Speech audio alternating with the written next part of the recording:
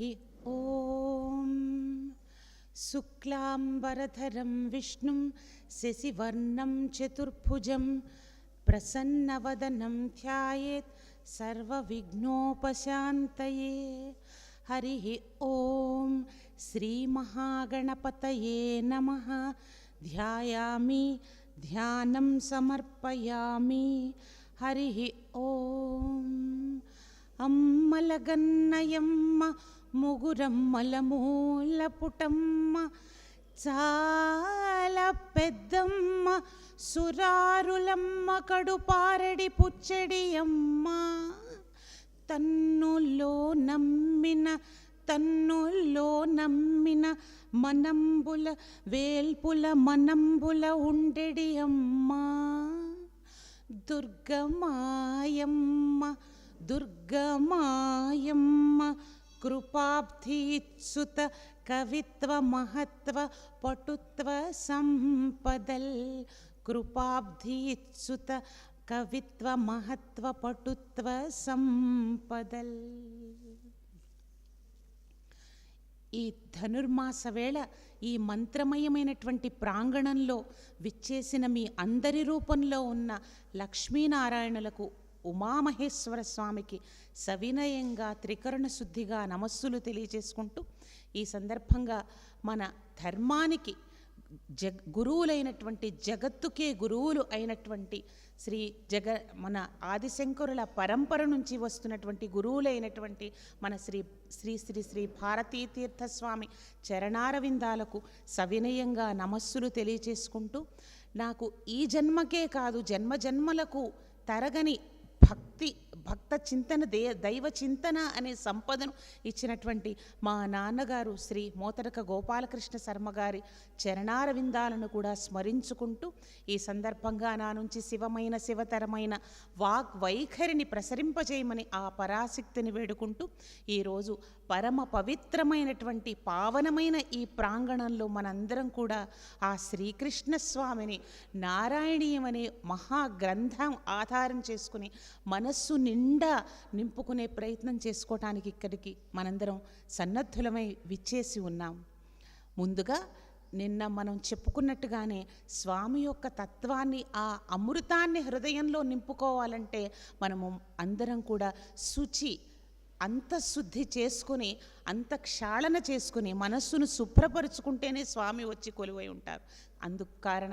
అందుకోసంగా మనందరం కూడా స్వామి వారికి ఒక్కసారి ఆయన చరణార విందాలను స్మరించుకుంటూ ఒక ప్రార్థన రూపంలో ప్రార్థన చేసుకుందాం.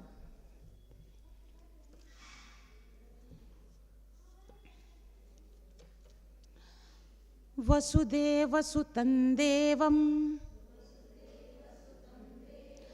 కంసచాణూరమర్ధనం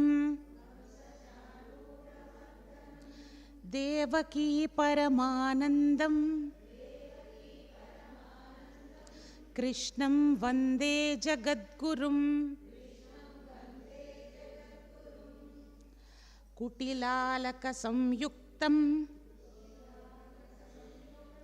పూర్ణచంద్రనిభాననం విలసత్కుండలధరం కృష్ణం వందే జగద్గురుం. మందారగంధ సంయుక్తం చారుహాసం చతుర్భుజం బహిర్పించావచూడాంగం కృష్ణం వందే జగద్గురుం. హరే కృష్ణ కృష్ణ కృష్ణ హరే హరే, హరే రామ రామ రామ హరే హరే, హరే కృష్ణ కృష్ణ కృష్ణ హరే హరే, హరే రామ రామ రామ రామ హరే హరే, హరే కృష్ణ కృష్ణ కృష్ణ హరే హరే హరే రామ రామ రామ హరే హరే.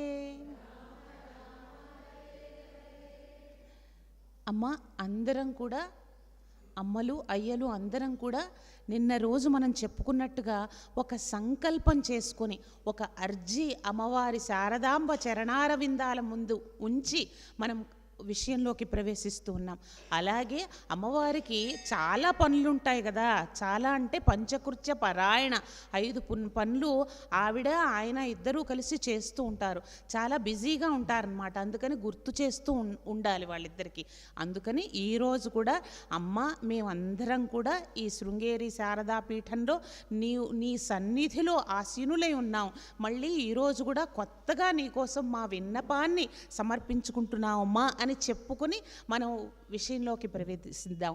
ఏమిటండి మనం నిన్న చేసుకున్న విన్నపం? ఏ రకంగా మనము అమ్మవారిని వేడుకున్నాం, ఏమి అర్జీని సమర్పించాము అంటే, అమ్మ, జన్మ జన్మలకి, ఈ జన్మే కాదు ఏ జన్మకి నన్ను పుట్టుక ఈ భౌతిక రూపాన్ని గనక నువ్వు ఇస్తే, నన్ను హిందువుగానే ఈ ధర్మంలోనే, నన్ను నా తరతరాలను కూడా ఈ ధర్మంలోనే పుట్టించమ్మా అని చెప్పి అమ్మవారిని సవినయంగా వేడుకుందాం. ముఖ్యంగా స్త్రీగా పుట్టించినట్టయితే ఈ ధర్మం తప్పితే నన్ను ఎక్కడా కూడా పుట్టించద్దమ్మా మానవ రూపంలో అని చెప్పి వేడుకొని ఈ సంకల్పం అమ్మవారి చరణాల విందార యొద్ద ఉంచి మనం విషయంలోకి ప్రవేశిద్దాం. మనం అందరికీ తెలిసినట్టుగానే ఈ నారాయణీయం అనే మహాగ్రంథం కేరళీయుడు అయినటువంటి నారాయణ భట్టాద్రి పండితుడు అనేక గ్రంథాలు రచించినప్పటికీ ఈ నారాయణీయం అనే గ్రంథం అందరికీ ఇక్కడ ఆసీనులై ఉన్న మీ గురువుగారు, మీకు నేర్పిస్తున్నటువంటి గురువుగారు, మీరు అందరూ కూడా వీటిని విధిగా ధనుర్మాస వేళ పారాయణ చేస్తూ ఉన్నారని తెలిసి చాలా సంతోషం అనిపించింది. అందరం పారాయణ చేస్తూ ఉన్నాం. కానీ ముఖ్యంగా ఏ ఉద్దేశంతో ఎక్కువగా నారాయణీయాన్ని పారాయణ చేయడం జరుగుతుంది అంటే, ఒక కామన పెట్టుకొని, మనసులో ఒక కోరికను ఉంచుకొని అందరం చేస్తూ ఉన్నట్టుగా మనకు తెలుసు. ఏమిటి అంటే, ఇది ఒక సంవత్సరానికి సరిపడే ఒక వ్యాక్సిన్ లాగా. ఒక వ్యాక్సిన్ తీసుకుంటే ఏ రకమైన వ్యాధి మన జోలికి ఎలా రాదో, నారాయణీయాన్ని పఠిస్తే, పారాయణ చేస్తే మన జోలికి ఆది వ్యాధులు రావు ముఖ్యంగా అన్న కోరికతోటి మనం అందరం సాధారణంగా చేస్తూ ఉంటాం. అందులో ఏమాత్రం సందేహం లేదు. ఖచ్చితంగా ఏమాత్రము నా మాట కాదు, గురు పరంపరగా వస్తున్నటువంటి ఆ భరోసాతోటి మీ ముందర మీ అందరికీ పంచుకుంటున్న మాట. తప్పకుండా వ్యాధులను దూరం చేసే మహిమాన్వితమైనటువంటి మంత్రశక్తి ఇందులో నిక్షిప్తం చేసి మనకు నారాయణ భట్టాద్రి ఆయన అనుభవించి మనకు అందించారు. అయితే అది మాత్రమే కాదండి, అమ్మని ఎందుకు బాగా ప్రేమగా చూసుకుంటాను నాన్నని అంటే, డబ్బులు ఇస్తారు, అన్నం పెడుతోంది, మనల్ని రోజు స్కూల్కి పంపిస్తోంది, లేకపోతే నగలు అన్నీ కొనిస్తోంది అని చెప్పి మనం ఎలా అంత మాత్రం అందుకోసమే ప్రేమగా చూస్తామా? కాదు కదా. అలా చూస్తే ఫక్తు భౌతిక దృష్టి అవుతుంది. అది మన సంప్రదాయం కాదు, పాశ్చాత్య దృష్టి.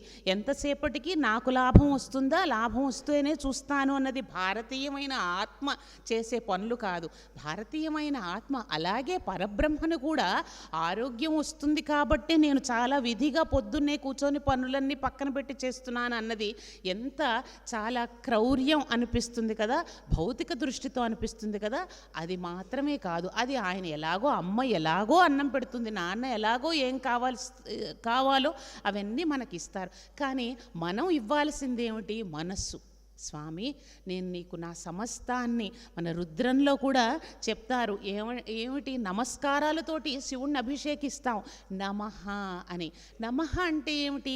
రెండు లేవు, ద్వైతం లేదు. నువ్వు నేను ఈ భౌతికమైన ఒక నా కాళ్ళు వేరు నీ చేతులు వేరు అన్న భావన లేదు. నా మనసు నీ మనసు ఒక్కటే అయ్యా స్వామి. అద్వైత భావన. ఈ శంకరాచార్య పీఠంలో కూర్చొని మనం అద్వైతాన్ని ఒకసారి స్మరించుకుందాం అన్న ప్రేమ సమర్పించామా, అన్నీ ఆయనే చూసుకుంటాడు. నిశ్చింతగా ఉండొచ్చు. ఆరోగ్యం ఏమిటండి? ఆరోగ్యాన్ని మించినవి ఎప్పటికీ కావలసిన ఈ జన్మకే కాదు, జన్మ జన్మ పరంపరలకు ఏం కావాలో వాళ్ళే ఇస్తారు. తెలివిగల వాళ్ళు కోరుకోవాల్సిన కోరిక అది కదా. చిన్న చాక్లెట్ కోరుకుంటామా, చాలా పెద్ద ఒక భవంతో లేకపోతే మహాసంపద ఇస్తానంటే చిన్న చాక్లెట్ కోరుకోం కదా. ఆ వివేకం కలిగి ఉండాలి. నువ్వే కావాలి స్వామి, నువ్వు తప్పితే నాకేమీ వద్దు అన్న కోరిక కోరుకోవాలి. అందులో భాగంగానే ఒక పోతన గారి హృదయం కూడా ఇదే, ఆయన హృదయం కూడా ఈ హృదయాన్ని ఆయన నిక్షిప్తం చేసి ఒక పద్యాన్ని, ఎంత హరినామ కీర్తన హరి కథామృతము ఎంత శక్తివంతమైనదో మనందరికీ అది చదివితే, అది వింటే ఏ రకమైనటువంటి ఏ కోరికల ఉపశమనం జరుగుతుందో, ఏ కోరికలు అక్కర్లేని నిశ్చల ఆనంద స్థితికి చేరుకుంటామో చొప్పించి అందించినటువంటి పద్యాన్ని ఒకసారి స్మరించుకుని ఈరోజు విషయంలోకి ప్రవేశిద్దామండి.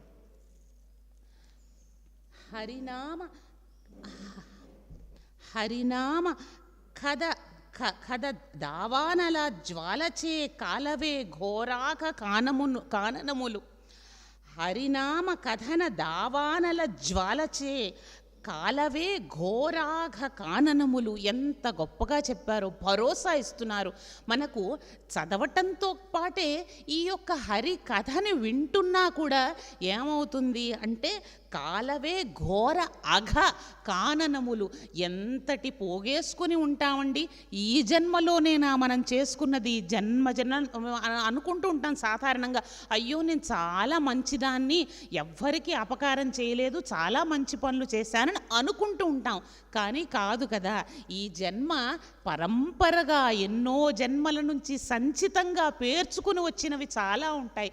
వాటినన్నిటినీ కూడా భవలతలు, ఎప్పటెప్పుడవో రూట్స్ అంటాం కదా, అలా లోపలికి మూనాల్లోకి ఉన్నటువంటి నేను చేసిన పాపాలనన్నిటినీ కూడా దగ్ధం చేసేటువంటి శక్తి హరి కథకు ఉంది. అందుకని మనం వింటున్నాము, అందుకని వినాలి అని చెప్పారనమాట. అందుకని మనం ఇప్పుడు ఈ పద్యం ద్వారా సన్నద్ధులం అవుతున్నాం. రాబోయేది, ఈరోజు మనం చెప్పుకోబోయేది కృష్ణావిర్భావ కథలోకి వెళ్ళబోతూ ఉన్నాము. నేను ముందుగా మీకు అందరికీ, ఆత్మీయులైన మీ అందరికీ విన్నవించుకున్నట్టుగా 100 దశకాల్లో చొప్పించబడినటువంటి భాగవత సారాన్ని ఈ 3 రోజుల్లో అందించడం చాలా క్లిష్టమైనటువంటి సమస్య నా ముందు ఉంది.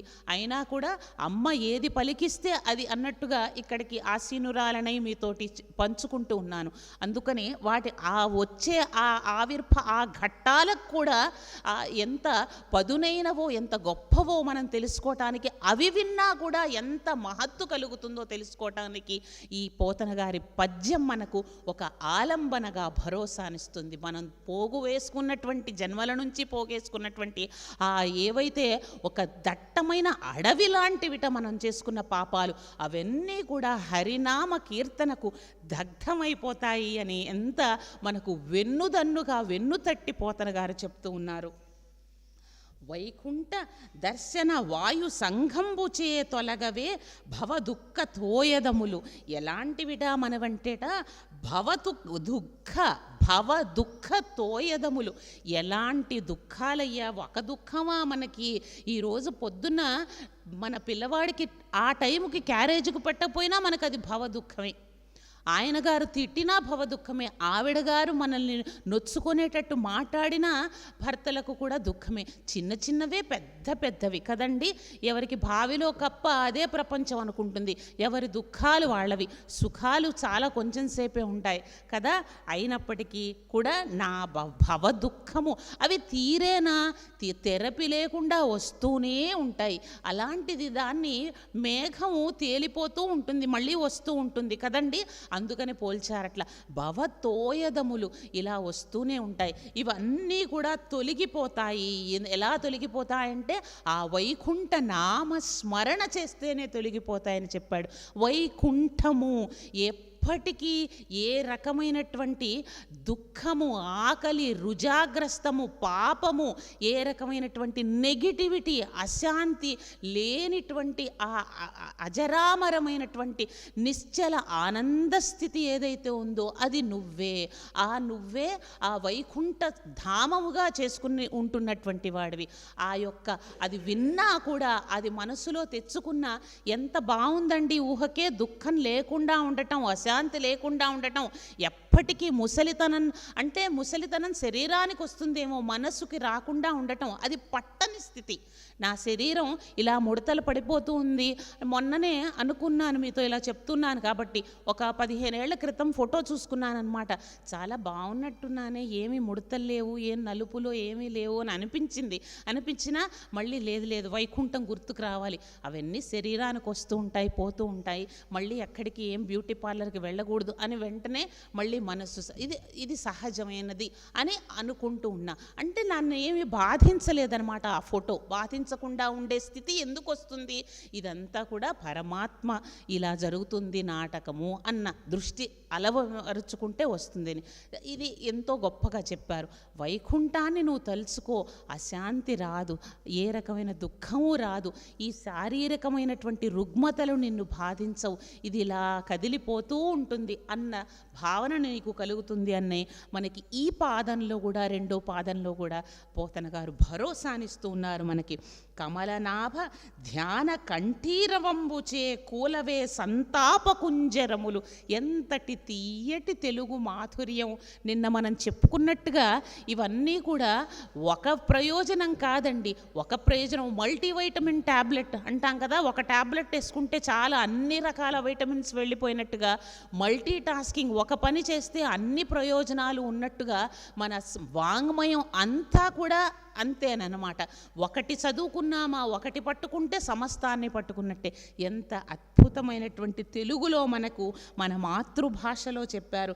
ఏమని అంటేట, కమలనాథుడి యొక్క ధ్యానమే చేశామా కూలవే సంతాప కుంజరములు. ఎంతటి బలమైనటువంటి ఏనుగు బలానికి ప్రతీక కదండి. ఆ బలాన్ని నాగాయుత బలుడు అని చెప్పి భీముణ్ణి కూడా అంటుంటాం.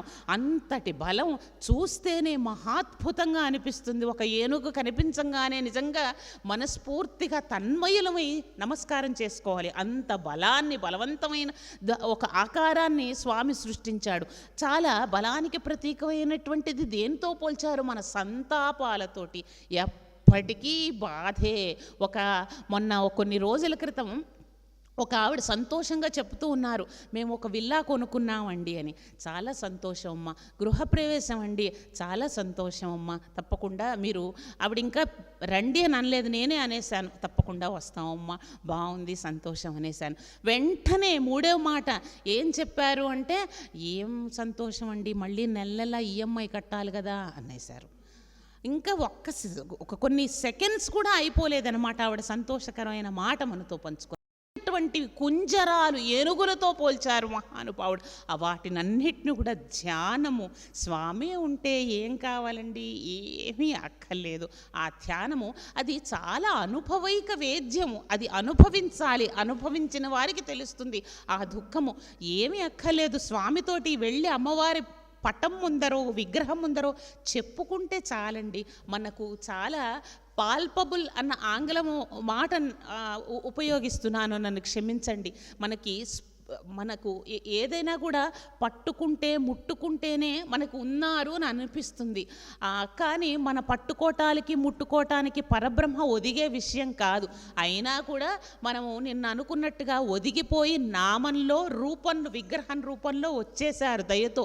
వీళ్ళకి పాపం, వీళ్ళు మరీ అల్పులు, కలియుగ మానవులు ఇంకా అల్పులు పాపం. అందరూ రోజుకు ఒక చపాతీని తినేవాళ్ళు, వాళ్ళని ఇబ్బంది పెట్టకూడదు, అర్పకులు అని మన కోసం వచ్చేసిందనమాట అమ్మవారు. వెళ్ళి రోజు శారదాంబ దగ్గరికి వెళ్ళి, అమ్మ ఈరోజు ఇలా అయిందమ్మా అని చెప్పుకున్నామా చాలండి. ఇది నేను చాలా ఈ ప్రాంగణంలో నా అనుభూతిగా మీతో పంచుకుంటున్నది. మనం మనిషితో ఎలా మాట్లాడుతున్నామో, మనస్సులోనే అనుకున్నా, బయటికి చెప్పుకున్నా కూడా చాలా త్వరిత, క్షిప్ర అని అమ్మవారి యొక్క నామాలు. క్షిప్ర అంటే మనం కనురెప్పపాటులో అమ్మ మనకు సమాధానం ఇస్తుందిట. అది వచ్చి తీరుతుంది. కానీ మనము నేను చేస్తాను, నేను అహం మమ వదులుకొని అమ్మతో చెప్పుకోవాలి, అయ్యతో చెప్పుకోవాలి. రాకపోతే మనకు మోహన్ గారు ఇక్కడ ఉన్నారు, నా ఫోన్ నెంబర్ ఆయన దగ్గర ఉంటుంది, తప్పకుండా నన్ను జవాబుదారీ చేయొచ్చు. తప్పకుండా విషయంలోకి వెళ్దాం. నారాయణ స్మరణ ప్రభాకర దీప్తి తీరవే షడ్వర్గ తిమిరతతులు. ఎంత అద్భుతమైనటువంటి ముక్తాయింపుతో పద్యాన్ని ముగించారు. అరిషడ్వర్గాలు అనే చీకటి మాసిపోదా అని చెప్పారు. అరిషడ్వర్గాలు అంటే విపరీతమైన కోరికలు. ఒక కోరిక అండి, తెంపరలుగా ఈరోజు అయిపోయింది. ఒక కారు కొనాలని జీవితం అంతా, కారు సరిపోదు, మళ్ళీ మారుతిని మళ్ళీ బెంజ్ కారు కొనుక్కోవాలి, మళ్ళీ లేకపోతే ఈరోజు ఈ టిఫిన్ తిన్నామా లేదా, ఇంకా ఒకటి కాదు, దాని గురించి చెప్పక్కర్లేదు. ఈ కోరికలకు ఒక అంతు లేనటువంటి మహాసముద్రం. అరిషడ్వర్గాల అనే చీకటి తప్పకుండా మాయమైపోతుంది. విపరీతమైన కోపం, కనిపించే విధంగా కోపము, కనిపించకుండా దాచిపెట్టుకొని పక్క మనుషుల మీద చూపించే కోపం, ఇన్ని రకాలుగా మనల్నే నలిపేసుకుంటూ ఈ అరిషడ్వర్గాలతోటి మనం కుమిలిపోతూ ఉన్నాం. వాటిని అన్నిటినీ కూడా మాయం చేస్తాయి అని చెప్పి మనకిచ్చారు. ఈ గొప్ప పద్యాన్ని ఆలంబనగా చేసుకుని ఆ ధైర్యంతో మనం ఈరోజు విషయంలోకి ప్రవేశిద్దాం. ఇవన్నీ కూడా మటుమాయమై ఏ స్థితికి వస్తామో, ఎప్పటికీ తరగని తొణకని తొలగని స్థితి, ఆనంద స్థితిలోకి చేరుకోవటం కోసం మనం ప్రయాణించుకుంటూ ఉన్నాం. అయితే ఒక్క సందేహం కూడా వస్తుందండి. చెప్పారమ్మా, నిన్న చెప్పారు ఇదే విషయము, ఈరోజు చెప్పారు, మళ్ళీ నిన్న మీరు చెప్పినంతసేపు బాగుంది, నాకు కూడా వర్తిస్తుంది, ఇది చదువుకుంటున్నంతసేపు బాగుంది, మళ్ళీ తర్వాత అంటే వస్తాయండి. అది అలాగే వస్తుంది. మనము రామకృష్ణ పరమహంసలం కాదు, రమణ మహర్షులు కాదు. మనం రోజు స్నానం చేసి మకిలిని శుభ్రపరుచుకుంటున్నామా లేదా? మనసుకు పట్టే మకిలిని ఈ మామూలు లైఫ్ బాయ్ సోప్తో స్నానం చేసే మకిలి సరిపోదన్నమాట. మహా ఏదో సృష్టించుకోవాలి. ఈ నామంతో, దర్శనంతో ఇంకా చాలా గట్టిగా ఒడిసి పట్టుకొని క్లైబ్య స్థితిలో అర్జునుడు ఎలా ఉన్నాడో ఆ అర్జునుడికే తప్పలేదు కదా, మనం కూడా అలాగే ఒడిసి పట్టుకొని ఇలా సాధన చేస్తూనే ఉంటే ఈ మాలిన్యాన్ని కొంచెమైనా కూడా మాలిన్యాలను తుడిచి వేసుకునే ప్రయత్నం చేస్తూ ఉంటే మామూలు స్థితికి కొంతైనా చేరుకోగలుగుతాం ఈ జన్మలో. నిన్నట్న నారాయణం యొక్క నేపథ్యాన్ని చెప్పుకున్నాం. ఆయన నారాయణీయంలో మొదటి దశకాలంతా స్వామి యొక్క నారాయణ భట్టాద్రి ఆయన యొక్క రోగాల నుంచి, ఆయనకి వచ్చినటువంటి ఆ పక్షవాతం నుంచి బయటపడటానికి స్వామివారి ముందు గురువాయూరుపురంలో సాక్షాత్తు ఎదురుగా కూర్చొని చెప్పుకున్నట్ట. ఏం చెప్పుకున్నాడు ఆయన కథ? స్వామి చెయ్యి కదలట్లేదు, ఫలానా ఆయుర్వేదం మనిషికి మెడిసిన్కి వెళ్ళాను, ఆయన ఏదో మంది ఇచ్చాడు, మళ్ళీ ఇదంతా ఆయన సోదంతా చెప్పుకోలేదండి. విన్నపం అంతా ఏం చెప్పుకున్నాడు? ఇదంతా రుజాగ్రస్తమైపోయినటువంటివి ఈ కథ చెప్పలేదు. ఎప్పుడు మనకి బాధ ఉన్నా మళ్ళీ అదే గుర్తు తెచ్చుకొని ఏడుస్తూ ఉంటామా? కాదు కదా. ఆనందం ఏదైనా మంచి మాట చెప్పమ్మా, ఇవన్నీ మళ్ళీ ఎందుకు ఈ నెగిటివ్ అంతా అంటాం కదా. ఆయన అలాగే ఈ నొప్పులు ఈ బాధలు ఏం చెప్పుకోలేదు, ఆనందకరమైన ముచ్చట్లు చెప్పుకున్నాడు స్వామికి. ఆనందకరమైన ముచ్చట ఏమిటండి? ఆయన కథే ఆనందకరమైన ముచ్చట. భాగవతాన్ని ఆయన ఒక షార్ట్ కట్ క్రాష్ కోర్స్ అంటాం కదా. ఆయన భాగవతం, ఇంత భాగవతం అయితే దాన్నంతా రసమంతా అదే అమృతతుల్యమైనటువంటి రసమాలయం కదా. ఆ రసాన్నంతా ఇంకా చాలా ఇంకొక చిన్న క్యాప్సిల్లో పెట్టేసి 100 దశకాల్లో 100 దశకాల్లో 1000 పైగా 1000 సుమారుగా ఉన్న శ్లోకాలలో ఆయన కథనే చెప్తూ వచ్చాడనమాట. అదే ఈ నారాయణి యొక్క అంతర్గతమైనటువంటి విషయం. మొదటి దశకాలలో సృష్టి ప్రారంభ దశ ఎలా ఉంది అని చెప్పాడు. ఆ విష్ణుమూర్తి ఆయన ఎలా ఉన్నట్ట అంటే ఆయన యొక్క మహాద్భుతమైనటువంటి సహస్ర శీరుష పురుష సహస్రాక్ష సహస్రపాత్, ఆయన యొక్క విరాట్ రూప వర్ణన చేయటం జరిగింది మొదటి దశకాలలో. మనం అందరం కూడా ఈ విరాట్ రూప వర్ణనని విష్ణు సహస్రనామంలో కూడా అనేక పర్యాయాలు చదివి ఉంటాం. భూహుపాదో యస్య నాభి విరదసుర నిలశ్చంద్ర సూర్యౌచ నేత్రే కర్ణావాసాశిరౌద్యౌర్ముఖమపి దహనో యస్య వాస్తేయమబ్ధి అంతస్థం సం యస్య విశ్వం సుర నర ఖగగో భోగి గంధర్వదైత్యైః చిత్రం రమ్యతే తం త్రిభువనవపుషం విష్ణుమీశం నమామి అని చెప్పుకుంటాం. ఆయన యొక్క ఆ మహాత్ముడి ఆ యొక్క విరాట్ మూర్తి, అనంతమైన మూర్తి. విష్ణుస్వామి కేవలం మన విగ్రహంలోకి ఒదిగిపోయిన మూర్తేనా అండి? కాదు కదా, మన కోసం వచ్చాడు అంతే, మనకు అర్థమవటం కోసం వచ్చాడు. ఆయనకి పాప ధృతరాష్ట్రుడికి విశ్వరూప వర్ణన చూపించాడు కృష్ణుడు. ఆయనకి కళ్ళిచ్చి ప్రత్యేకమైన దృష్టి ఇచ్చి చూపించాడు. అలా ఒదిగి మన కోసం వచ్చాడనమాట. ఇవన్నీ ఉదాహరణలు కథల రూపంలో చెప్పాడు. మనం తట్టుకోలేము, మనం ఇంద్రియ బద్ధులం, చాలా చిన్న, మనం సూర్యకాంతినే సరిగ్గా చూడలేనటువంటి వాళ్ళం. అందుకని ఆయన యొక్క విరాట్ రూప వర్ణన నువ్వు అనుకుంటున్నటువంటి, నువ్వు చూస్తున్న రూపం మాత్రమే కాదయ్యా. ఎలా ఉంది ఆ మహాద్భుతమైన రూపం అంటే, మహాత్మునికి భూమే పాదాలు, ఆకాశం నాభి, వాయువే ప్రాణం, ఇలా వ్యాప్తమైనటువంటి చతుర్దశ భువనాలలో వ్యాప్తమైనటువంటిది విష్ణు తేజం అని ముందు దశకాలలో చెప్పటం జరిగిందండి. చాలా తర్వాత ఆయన ఇలా వ్యాప్తమైన వాడు ఊరికే కూర్చోలేడు కదా పాపం, ఆయనకు కూడా తోచుబడి కాదు, ఇంకా సృష్టించాలని ఆయన కూడా ఆట కదరా శివ అన్నారు మన మంచి కవి, మనకందరికీ తెలిసినటువంటి సినీ నటులు భరణి గారు. చాలా బాగా అనిపిస్తుంది నాకు. మహా గొప్ప ఆట. ఏమి అనుకున్నా, ఏమి చదువుకున్నా వెరసి ఒక విషయం మాత్రం ఇది ఆట మాత్రమే. ఆ విరాట్ రూప పురుషునికి ఈ సృష్టి చేయాలి అన్న కామన కలిగిందిట. ఏం చేశారు? ఆయనలో నుంచే హిరణ్య గర్భోత్పత్తి అయింది. బ్రహ్మగారిని సృష్టించాట. ఆయన నుంచి వచ్చిన తేజమే బ్రహ్మగా ఆవిర్భావం జరిగింది. బ్రహ్మగారు చూస్తూ ఉన్నాడు. ఆయనలోంచి వచ్చిన, విడిపడిపోయినారు కదా, మనలోంచి వచ్చిన పిల్లలే వేరైన, వాళ్ళ శరీరం వేరు, వాళ్ళ ఆలోచనలు వేరు, మనం కాదు కదా, మనలోంచి వచ్చినట్టుగానే ఆ విరాట్ పురుషుడిలో నుంచి బ్రహ్మగారి ఆవిర్భావం జరిగింది. ఆవిర్భావం జరిగిన తర్వాత ఏం చేయాలో తెలియటం లేదు. మళ్ళీ తపస్సు చేశాడు. తపస్సు చేయమన్న జ్ఞానం ఆయనకు వచ్చింది. తపస్సు చేసిన తర్వాత విష్ణుమూర్తి ఆయనకి జ్ఞానబోధ చేయటం జరిగింది. నేనుంటానయ్యా, నీకెందుకు, నువ్వేమి భయపడద్దు, నువ్వన్నీ కూడా జాగ్రత్తగా చేసుకో అని చెప్పి భరోసా ఇచ్చి ఆయనకి పంపించారు. ఆయన మనస్సులో నుంచి సనక సనందనాదులు ప్రజాపతులని ఉత్పత్తి చేశారు. ఇంకా ఈ యొక్క సృష్టి క్రమాన్ని కంటిన్యూ, ఆ యొక్క పరంపరను కొనసాగించటం కోసం చెప్పారు. వాళ్ళు సనక సనందనాదులంతా బ్రహ్మతత్పరత కలిగినటువంటి వాళ్ళు.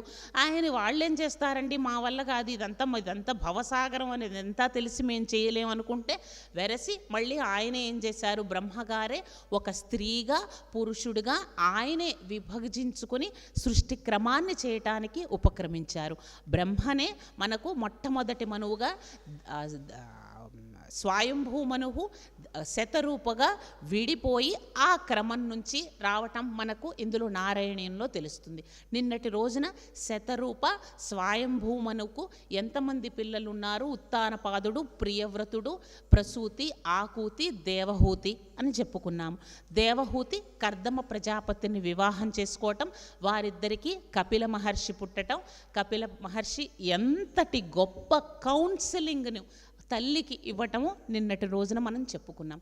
ఈరోజు అలాగే ఆ క్రమంలో మనము చాలా అత్యద్భుతమైనటువంటి, ఇది కూడా మనస్సుకు ఏదైనా కూడా మనము కోరుకుంటాం కదండి. మనకు ఏదైనా నాకు భరోసా ఇవ్వాలి, నాకు ధైర్యాన్ని ఇవ్వాలి, ఈ సాగరం నుంచి బయటపడేటట్టు చేయాలని అనుకుంటాం కదా. ఏదైనా ఇప్పుడున్న మన సమస్యల నుంచి బయటపడాలని అనుకుంటుంటాం. ఆరోగ్యం నుంచి, అనారోగ్యం నుంచి బయటపడతాము. అలాగే మనసుకు కూడా చాలా ఊతాన్నిచ్చే ఒక సర్గతోటి ఈ రోజుని మొదలు పెట్టుకుందామండి. మనకు వేదంలో ఒక మంత్రం అందరికీ తెలిసిన విషయమే ఉంటుంది. యో అప్సునావం అని.